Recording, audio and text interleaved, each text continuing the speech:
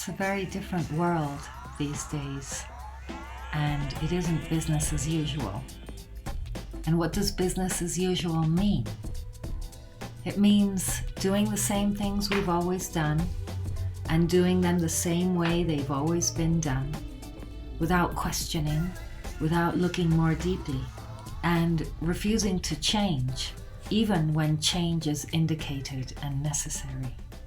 But in this day and age, more and more businesses are changing because people are changing.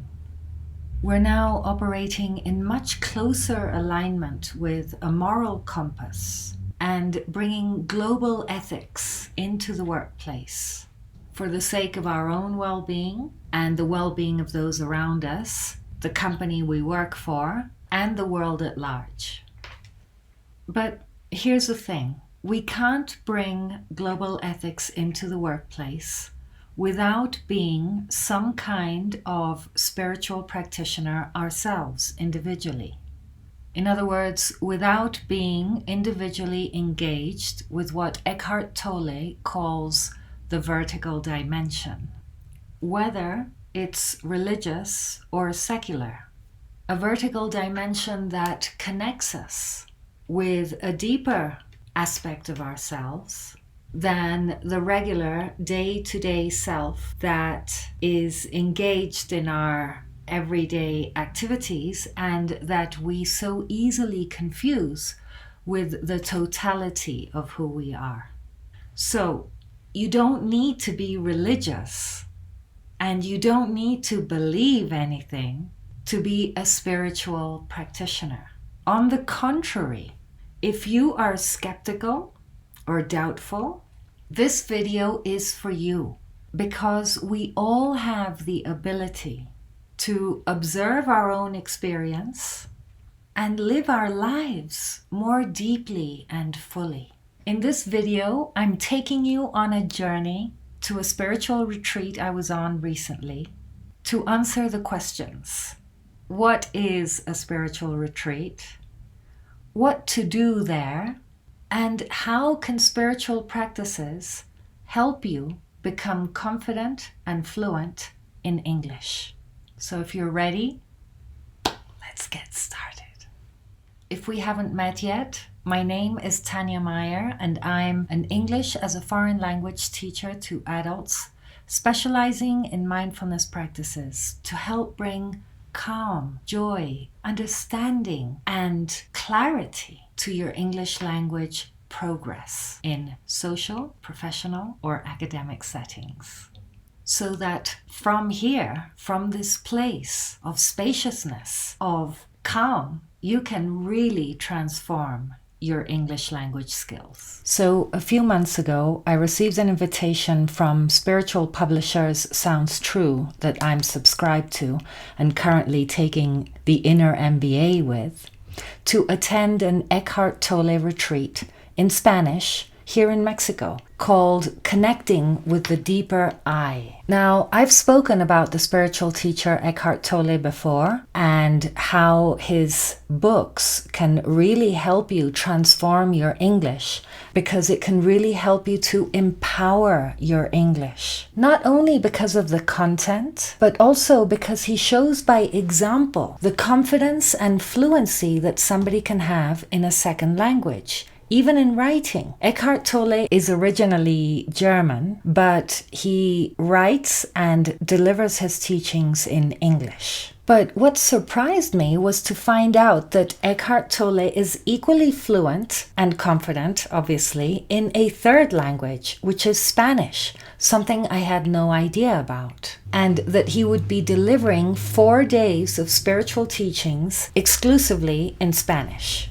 So the retreat took place in a beautiful resort, and for me, it was the first time that I'd been on a plane in over 3 years. So it was really exciting to be traveling again, and I very much enjoyed the short, smooth flight. It was a clear, almost cloudless, beautiful day, and there are worse places to be bound for than Cancun, Mexico. Now, every spiritual retreat has its own schedule, which is announced to participants in advance, or at least upon arrival. Having a schedule is so helpful because it helps you see the activities as well as the spaces between the activities as well. That is, and here's a tip for you, that free time is planned into the schedule.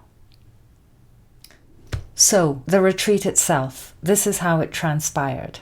There was plenty of time to fly to Cancun that Thursday morning, and so even when the flight was delayed, I wasn't even the tiniest bit stressed, because those of us attending arrived well in time to the resort, checked in, got to our beautiful accommodation, unpacked, had a bite to eat at the most beautiful beachfront restaurant, and then in the evening attended Eckhart's first talk at 7:30. There was an atmosphere of great anticipation in the room on that first day. Many of us were probably thinking, Eckhart's going to be sitting in that very chair in just a few minutes. And while we associate the excitement of going to a show or a film or watching a play at the theater or going to a concert with happiness, and we're very much entertained by all the flashing lights and sounds and music, characters and action, there's a much deeper happiness that's calm, serene and peaceful. There's something deeply soothing about listening to someone sitting on a chair and sharing their deep wisdom and understanding of the world with their authentic presence. Eckhart's message, as well as the message of all contemporary spiritual teachers, is that we're all capable of overcoming our own difficulties, including being confident and fluent in English, and bringing good and light into the world. If you were to ask me what Eckhart said that night, or in any of his talks for that matter, I really wouldn't know what to say. I mean, I remember excerpts, I remember bits, I remember phrases, ideas that he shared. But while many people take notes during these spiritual retreats, I'm not one of them. Because to me, these retreats aren't about information. They're about transformation and insight, both of which are beyond the thinking mind, beyond the intellect. Our thinking mind is very limited compared to the vastness of our potential for understanding and seeing clearly. Do you know what I mean? If seeing clearly and understanding deeply resonates with you in any way, comment below with a recent insight you've had. Okay, on that first full day, the Friday, I knew I had a busy day ahead of me. So I woke up early and had a leisurely breakfast by the lagoon. Eckhart would be delivering two 2-hour talks, and there was Kim Eng's Presence Through Movement session, which would basically take up most of the day. But even then, I was able to take a wonderful bicycle ride around the resort's grounds and have a most delicious and fresh lunch and dinner, after which I enjoyed a most wonderful, mindful walk in the gorgeous tropical evening back to my accommodation for a long and restful night. The plan for Saturday was to have an early breakfast again because the rest of the morning was free. To spend some time at the beach, get some fresh air, walk along the shore with the waves lapping at my feet. I hadn't walked barefoot on the sand for so long, and the water was perfect, and it was truly a delight. As I felt the warm sunshine on my face, the salty breeze, and took a swim in the exquisite warm texture of the Mexican Riviera. I remember sprawling face up, floating in the gentle swaying of the sea, smiling in gratitude and delight. So much space, so much freedom and joy. Eckhart gave his first teaching that day at 2 p.m. after lunch. He spoke about being and doing and how we need both to live a full life. He equated doing to the horizontal dimension, the things we do every day, our list of activities and chores, and the thoughts that swirl in our minds. Most of us, he said, live in the horizontal dimension and have no idea that the vertical dimension exists. But the vertical dimension is where it all happens. It's our experience of being alive. And there's no limit to this dimension. Spiritual teachers and their teachings help us connect to that dimension, that deeper aspect of ourselves.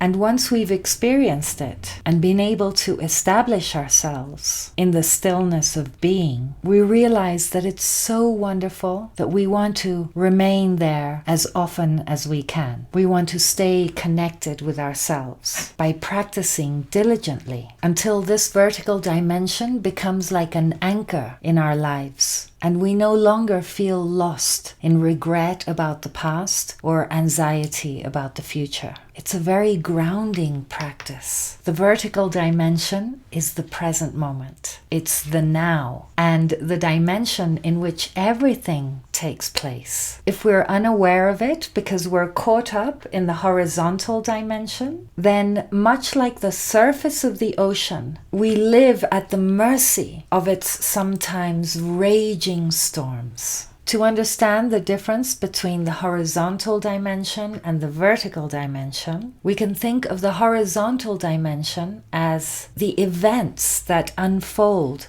in front of us without us having to do anything, while the vertical dimension is something that we need to dedicate ourselves to and cultivate. And when we do this, boundless space and time, beauty and opportunity open up before us. We find ourselves being more productive, but less busy. There's more kindness, softness, vulnerability, happiness, compassion, understanding, and love in our life. And so what else? What else do we do on a spiritual retreat? Well, there's also space and time for socializing. This woman sat beside me on the plane over to Cancun, and it turns out that her name is exactly the same as mine. We became good friends. And never have I been on a spiritual retreat and not made wonderful, like-minded new friends. It's so refreshing and wonderful to sit at a table full of strangers and listen to their stories and share some of our own from the heart. There's always such a joyous sense of camaraderie in these retreats because we've all pressed the pause button in our day-to-day busy lives and come to a beautiful place to nurture our body, emotions, and thoughts with wholesome content, things that are good for us, while enjoying the spacious and limitless beauty of our surroundings, knowing that we're not alone, and yet having plenty of time to be with ourselves as well. What's not to love?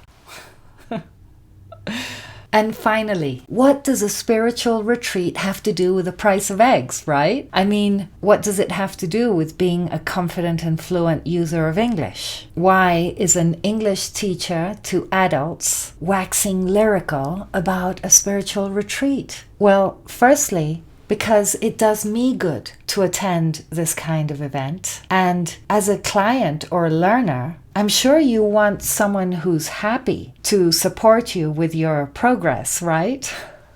Retreats help me deepen my understanding of myself and the world. They help me connect with the deeper I, and this in turn grounds me. By attending spiritual retreats, I take care of myself in such a pleasant, wonderful way. My heart is opened, my mind is clear, and then, with an open heart and a clear mind, I can respond to the needs of my clients much more effectively. And finally, by sharing these practices and incorporating them into my English coaching program, I help clients find their own ways of connecting with their deeper I. With an open heart and a clear mind, opportunities start to open up for us. And all we need to do is reach out and take them, like ripe fruit from a tree, which drops so that it's easier for us to pick and enjoy the sweetness. So if you're looking for a coaching program that supports you along your learning path, take a look at the links in the description box below, and I'll see you in the next one. Take care until then. Bye for now.